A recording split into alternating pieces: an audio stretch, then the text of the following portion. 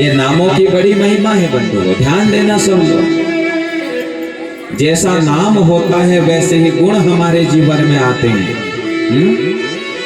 यावत नाम तावत गुण हो, जैसा नाम हो वैसा ही गुण जीवन में आता है। तो कन्नौज नाम का एक नगर है और कन्नौज नगर में एक पंडित जी रहते हैं जिनका नाम है पंडित अजामिल। बड़े दिव्य ब्राह्मण हैं महाराज, संध्या करने वाले हैं, देवार्चन करने वाले हैं। एक दिन पंडित जी पांडित्य कर्म करके लौट रहे थे। सज्जनों, जैसे ही लौट रहे थे मार्ग में एक सुंदर सी वेश्या पर पंडित जी की नजर पड़ी और उस वेश्या की सुंदरता पर पंडित जी आसक्त हो गए। देवी, मुझसे विवाह कर लो, मैं तुमसे विवाह करना चाहता हूं।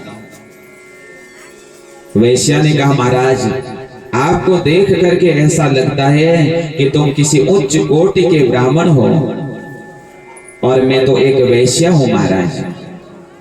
ब्राह्मण देवता, मेरे अंदर कोई भी गुण नहीं है, बस केवल एक चीज मेरे पास है, मैं सुंदर हूं। और महाराज, ये सुंदरता आज है कल नहीं है, केवल मैं सुंदर हूं बस, और कोई दूसरा गुण मुझ पर नहीं है। आप तो इतने उच्च कोटि के ब्राह्मण हो महाराज। पंडित जी ने कहा, कुछ बात नहीं देवी, मैं चाहता हूं तो मुझसे विवाह कर ले। उस वेश्या से पंडित अजामिल ने विवाह कर लिया। ध्यान पूर्वक सुनिए सब लोग, मैया ध्यान पूर्वक सुनिए। उस वेश्या से अजामिल पंडित जी ने विवाह कर लिया सज्जनों। और जैसे ही उस वेश्या को घर लेकर के आए, उस वेश्या की सुंदरता पर पंडित जी आसक्त हो गए महाराज। दिन रात केवल उस वेश्या को निहारा करते थे, ना संध्या करी, ना वंदना करी, ना देवार्चन किया महाराज। पूरा दिन केवल उस वेश्या की सुंदरता पर आसक्त रहने लगे। धीरे धीरे क्या हुआ, जब संध्या छूट गई, देवार्चन छूट गया, तो ब्राह्मण देवता के मुख का तेज दूर हो गया महाराज।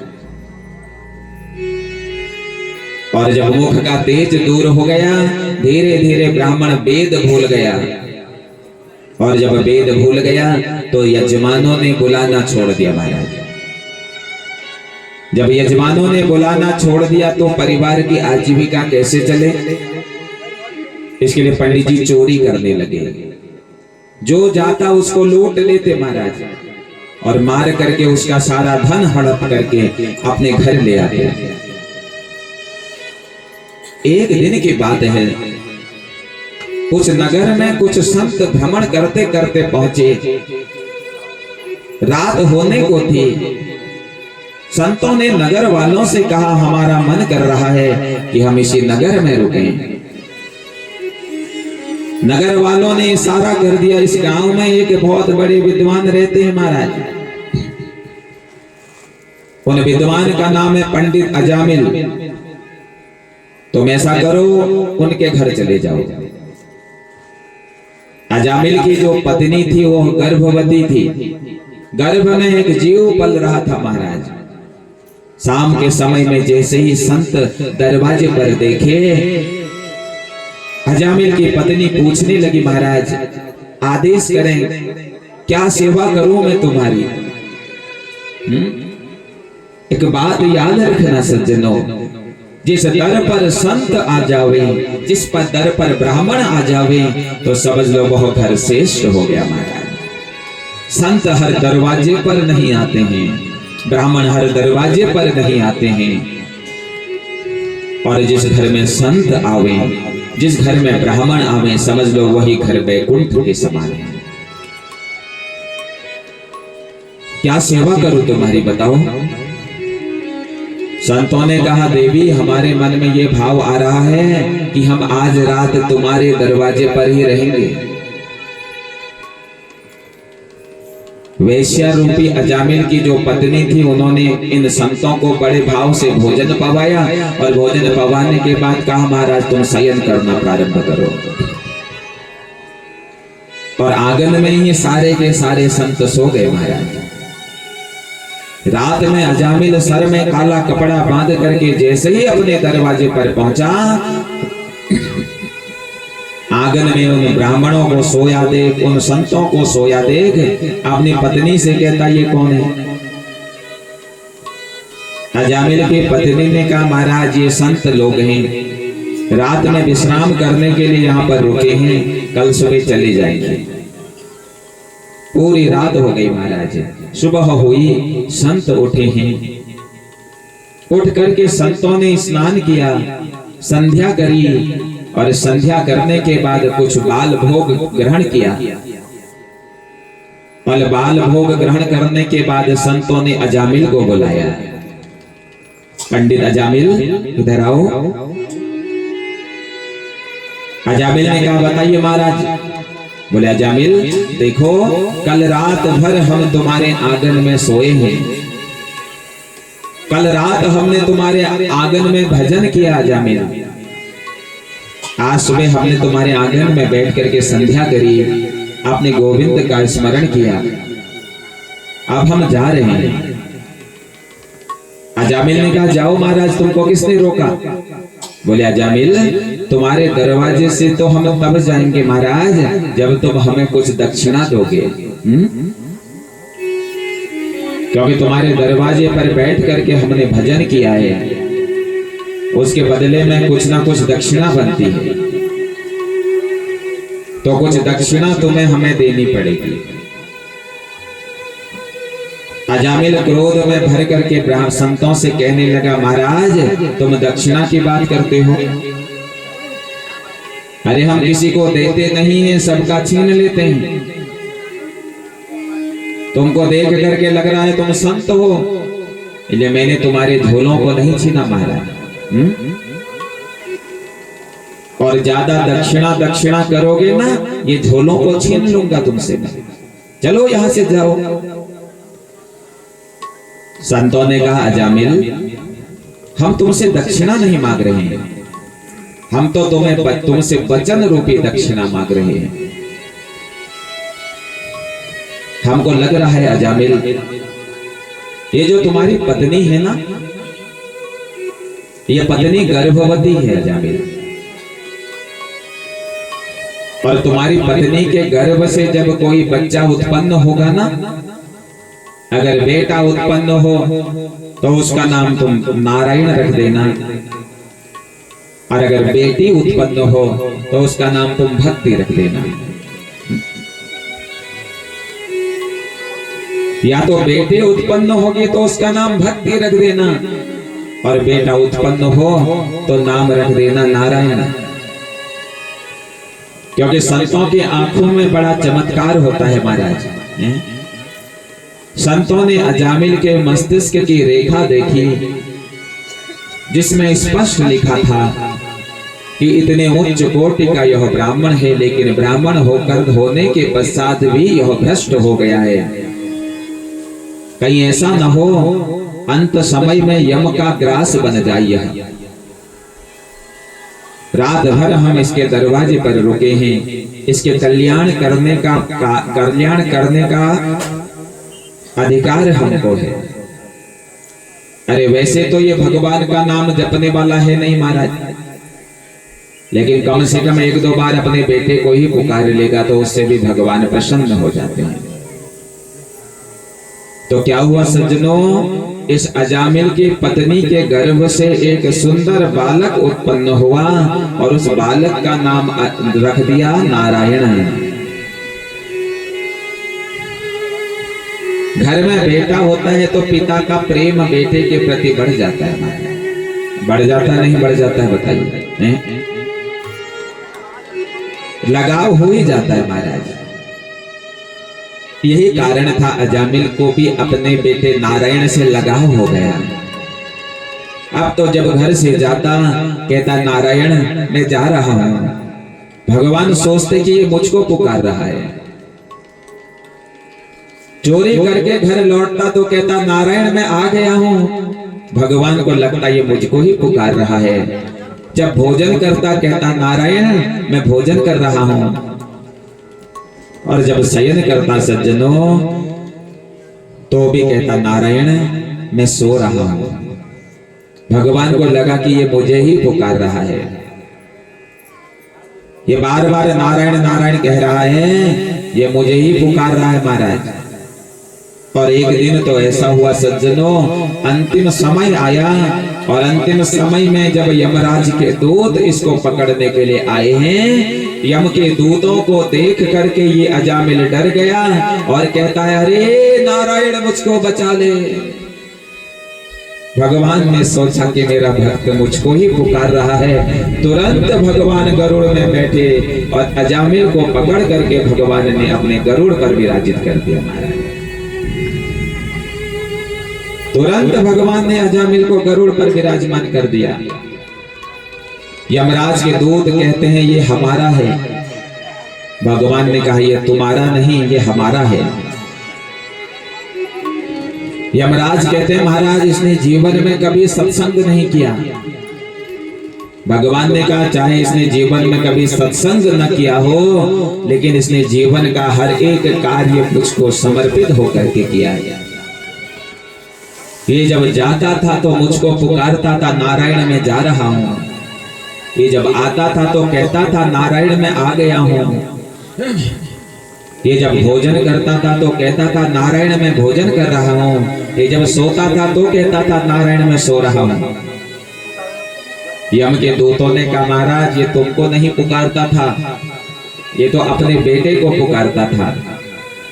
भगवान ने कहा चाहे किसी को भी पुकारता हो भैया, लेकिन मेरा नाम उस पर जुड़ा होता है, और जहां मेरा नाम जुड़ा होता है मैं निश्चित उसका कल्याण कर देता हूं महाराज।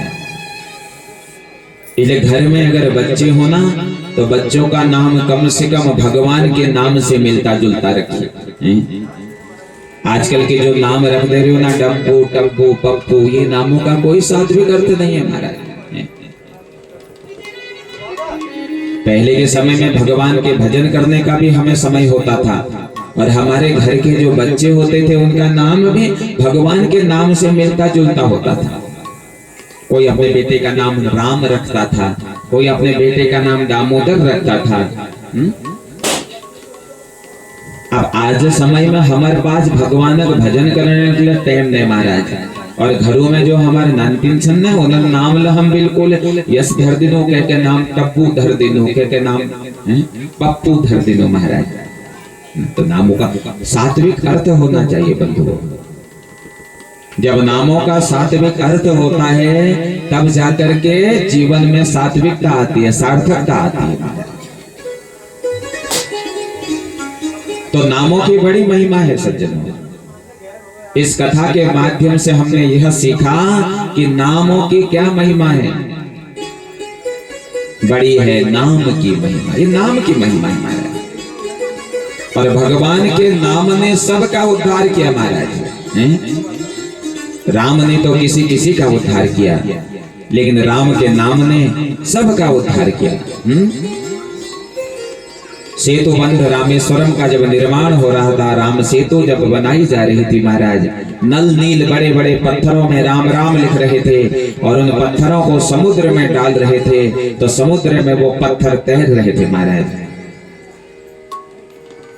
तो उसी समय राम जी के मन में भी एक भाव आया और राम जी ने एक पत्थर उठाया छोटा सा, और उस पत्थर को जैसे ही समुद्र में डाला तो वो पत्थर डूब गया महाराज। डूब गया पत्थर। हनुमान जी मुस्कुराने लगे और मुस्कुराते हुए हनुमान जी राम के पास पहुंचे, कहते हैं भगवान क्या बात हो गई है? भगवान ने कहा देखो हनुमान, तुम लोग इतने बड़े बड़े पत्थरों को डाल रहे हो और वो पत्थर तैर जा रहे हैं, और मैंने एक छोटा सा पत्थर डाला, ये छोटा सा पत्थर डूब गया है? हनुमान जी ने कहा प्रभु एक बात बताता हूं तुमको। तुरंत हनुमान जी ने एक पत्थर उठाया और उस पत्थर पर राम लिखा। कहा प्रभु इसे डाल करके देखो। और जैसे ही राम ने राम लिखा हुआ पत्थर समुद्र में डाला तो वो पत्थर तैरने लगा महाराज। हनुमान जी कहते हैं प्रभु ये आपके नाम का चमत्कार है। राम के नाम ने लाखों तार दिए महाराज। ये नाम की बड़ी महिमा है। कुछ मत करो प्यारे, संपूर्ण जीवन परमात्मा के हाथ में समर्पित कर दो। जो काम करते हो उसे भगवान पर छोड़ दो। अरे कुछ नहीं करना है, केवल राम ही तो कहना है, केवल कृष्ण ही तो कहना है महाराज। तो ये नाम की बड़ी महिमा है। और भगवान को पाने का जो प्रथम मार्ग है वो प्रभु का नाम है महाराज। ये नाम की बड़ी महिमा है। बोलो भक्त वत्सल भगवान की जय हो। तो केवल नारायण जपने मात्र से अजामिल का उद्धार हो गया। तो आइए सप्तम स्कंद में प्रवेश करते हैं। और सप्तम स्कंद में भगवान के जो परम भक्त हैं, ऐसे प्रहलाद जी महाराज, उनकी पावन कथा प्रारंभ होती है। परीक्षित बाबा सुखदेव जी से पूछने लगे, महाराज पूर्व में आपने कई बार बोला है कि भगवान समदर्शी हैं। अब समदर्शी किसे कहते हैं महाराज? जिनकी दृष्टि एक समान हो। लेकिन महाराज हमने सुना है कि भगवान केवल देवताओं का पक्ष लेते हैं। अरे समदर्शी तो वह है जो सबका पक्ष लेते हैं। लेकिन आज तक हमने यही कथाओं में सुना है कि केवल हमारे गोविंद देवताओं के ही पक्ष में खड़े होते हैं। ये देवता कौन है महाराज?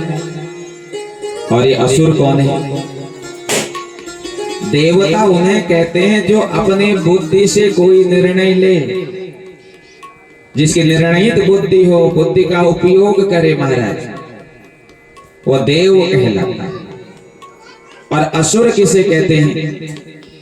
असुर उसको कहते हैं जो कभी अपनी बुद्धि का उपयोग नहीं करता, वो असुर कहलाता है।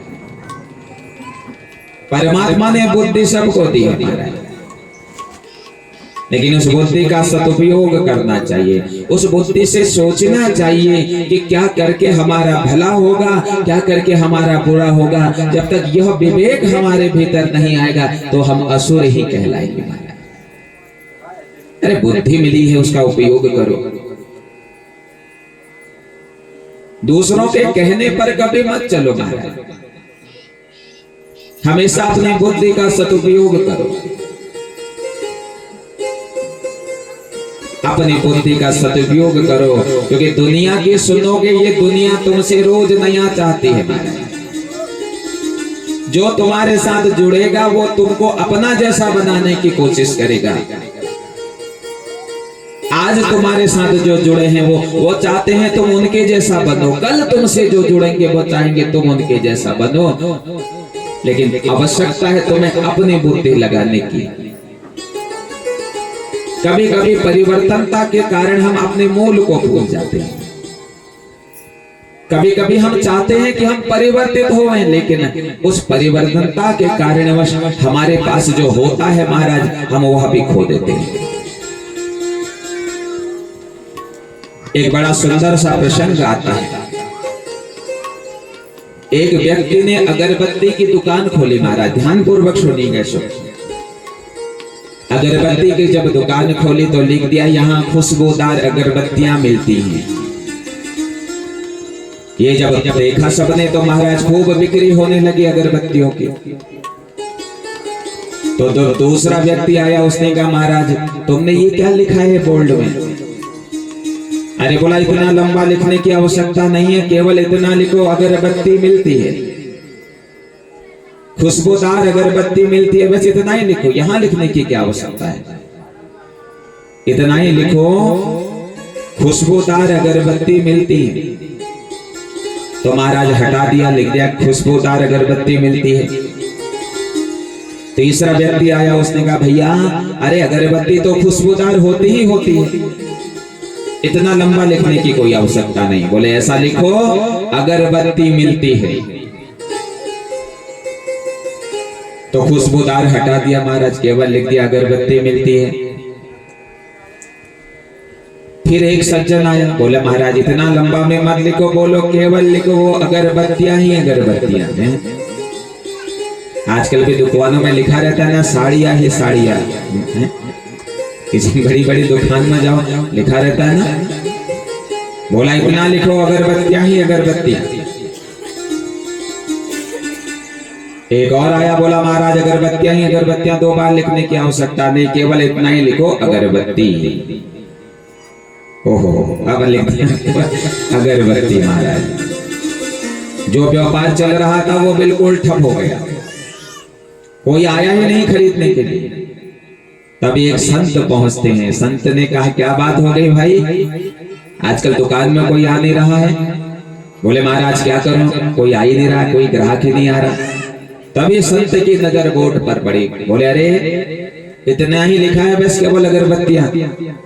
अरे ऐसा लिख, यहाँ खुशबूदार अगरबत्तियां मिलती हैं। बोला महाराज यही तो पहले लिखा था। तो कहने का तात्पर्य है सज्जनों, अपने आप को इतना बदलने की भी चेष्टा मत करो कि अपने मूल को ही भूल जाओ। अरे ये तो दुनिया है भाई, यहाँ तो जो आता है वो चाहता है कि मेरे जैसा बने। आज जो जुड़े हैं वो चाहेंगे हमारे जैसा बनो, कल जो जुड़ेंगे वो चाहेंगे हमारे जैसा बनो। लेकिन निर्णय हमने अपनी बुद्धि से लेना है कि हमें क्या करना है। काम वही करो जिसमें सबका भला हो महाराज, काम वही करो जो धर्मवत हो।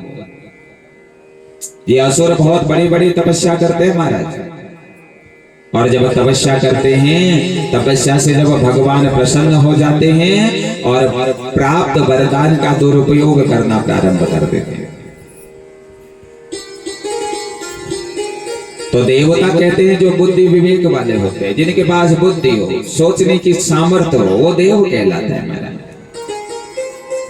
और असुर वह कहलाते हैं जिनके पास बुद्धि तो होती है लेकिन उन बुद्धियों का उपयोग नहीं करते, वो असुर कहलाते हैं। जो केवल अपने बारे में सोचे महाराज, बस मेरा भल है जो, और क्या हो न हो कोई बात नहीं, केवल अपने बारे में सोचे जो महाराज, बस मेरा बढ़िया है जो, औरों को छोड़ो सबको है। तो यही तो असुर है महाराज, जो केवल अपने बारे में सोचता है। अरे जो सोचे कि सबका कल्याण हो, जगत का कल्याण हो महाराज, हैं? कई लोग भगवान के मंदिर जाते हैं, कहते भगवान मेरे भल है जो महाराज, और क्या हो न हो लेकिन मेरे भल है जो महाराज। अरे भगवान के मंदिर जाओ तो कहो प्रभु सबका भला हो, सबका भला हो भगवान, और उन सब में हम भी आते हैं महाराज। केवल जो अपने बारे में सोचता है वो असुर कहलाता है, और जो सब के बारे में सोचता है वो सुर कहलाता है। देवताओं की जो माता है उसका नाम है अदिति मैया, और देवता असुरों की जो माता है उनका नाम है दिति मैया। एक बार दिति मैया भगवान नारायण के पास पहुंची, ध्यान पूर्वक सुनिए सब लोग, और नारायण से कहती है प्रभु आप जब देखो तुम केवल देवताओं का पक्ष लेते हो, मेरे बेटों का पक्ष नहीं लेते हो। तो भगवान ने कहा अदिति दिति, तेरे बेटे केवल अपने बारे में सोचते हैं और अदिति के बेटे सबके बारे में सोचते हैं, और जहां सबका कल्याण हो वाली भावना रहती है वहीं भगवान वास करते हैं महाराज। जहां विश्व की कल्याण की कामना की जाती है वहीं मेरा नारायण पाया जाता है। ले विश्व के कल्याण की कामना मन में रहनी चाहिए। और अगर तुझे यकीन नहीं आ रहा है अदिति दीदी, तो आज देख ले, तो सुंदर एक भोज की व्यवस्था करी गई महाराज। उस भोजन में देवताओं को भी बुलाया, उस भोजन में असुरों को भी बुलाया, और आज भगवान ने कहा पहले असुर भोजन करेंगे। और जब असुर भोजन करने के लिए बैठे महाराज, भगवान ने असुरों के हाथ सीधे कर दिए। अब हाथ ऐसे सीधे हो गए महाराज। अब भोजन कैसे होता है मैया, जब हाथ मुड़ता है ना, ऐसे तो करते हैं हम लोग भोजन, ऐसे करते नहीं करते हैं। अब हाथ यस है गया जब फिर कैसे कर रहा हो, यहाँ पर मोड़न जरूरी होने ऐसे तो भगवान के करो, भगवान बिल्कुल सिद्ध कर दी हाथ, या पर मोड़ा ना हाथ महाराज। अब कैसे भोजन हो? तो असुर क्या करते हैं, यहाँ से उठाते हैं और ऊपर से फेंकते हैं। तो कुछ भोजन यहाँ गिर गया, कुछ भोजन यहाँ गिर गया, कुछ भूमि में गिर गया, मुंह में कुछ गया ही नहीं, सारा भोजन बर्बाद हो गया। अब देवताओं की बारी आई और देवताओं के हाथ भी जब सीधे कर दिए तो देवताओं ने एक दूसरे को अपने सामने बैठाया। अरे ऐसे नहीं हो सकता है तो ऐसे तो हो सकता है ना। और ऐसे करके एक दूसरे को बड़े प्रेम से भोजन पवाया और कहने लगे, दीदी यही अंतर है बस तेरे बेटों में और इसके बेटों में। और जहां सत्य होता है महाराज वहां मेरा राम होता है, जहां सत्य होता है वहां मेरा कृष्ण होता है। जो सत्य का पालन करने वाले होते हैं उसके पक्ष में कृष्ण आकर के खड़ा होता है। महाभारत में आपने देखा ना, केवल 5 पांडवों ने 100 कौरवों को हरा दिया महाराज। क्यों? क्योंकि सत्य रूपी कृष्ण साथ में था। जहां सत्य होता है वहां कृष्ण है, जहां सत्य है वहां राम है, जहां सत्य है वहां ही भगवती परात्मा जगदम्बा है महाराज। तो जिस प्रकार से धर्म का जो आचरण करते हैं उन्हीं के साथ भगवान निवास करते हैं महाराज। तो समदर्शी का अर्थ है जिसकी समान दृष्टि हो महाराज। तो केवल देवताओं का ही पक्ष क्यों लेते हैं, असुरों का पक्ष क्यों नहीं लेते? तो तब परीक्षित कहते हैं, सुखदेव बाबा कहते हैं, परीक्षित असुर वंश का भी भगवान ने कल्याण किया है। बोले किस असुर का कल्याण किया महाराज? और तब जाकर के भक्त प्रहलाद की पावन कथा सुनाने को आरंभ करते हैं महाराज। कहते हैं, परीक्षित इस संसार में 2 बड़े भयंकर असुर उत्पन्न हुए। एक असुर का नाम था हिरण्याक्ष और एक असुर का नाम था हिरण्यकश्यप। हिरण्याक्ष का वध भगवान ने बराह का रूप धारण करके किया महाराज। और जो हिरण्यकश्यप था, इस हिरण्यकश्यप को जब पता चला कि मेरे भाई की मृत्यु इंद्र ने छल पूर्वक किया है, तो यह सोच करके यह हिरण्यकश्यप देवताओं से बैर करने लगा और तपस्या करने लगा महाराज। कठोर तपस्या करने लगा। इतनी कठोर तपस्या करी महाराज कि भगवान ब्रह्मा प्रसन्न हो गए। ओहो, मांगो वरदान, क्या चाहिए तुमको? पहले कहता है कि मैं अमर हो जाऊं, मैं अमर हो जाऊं। ब्रह्मा जी ने कहा, बेटा अमर कोई नहीं है।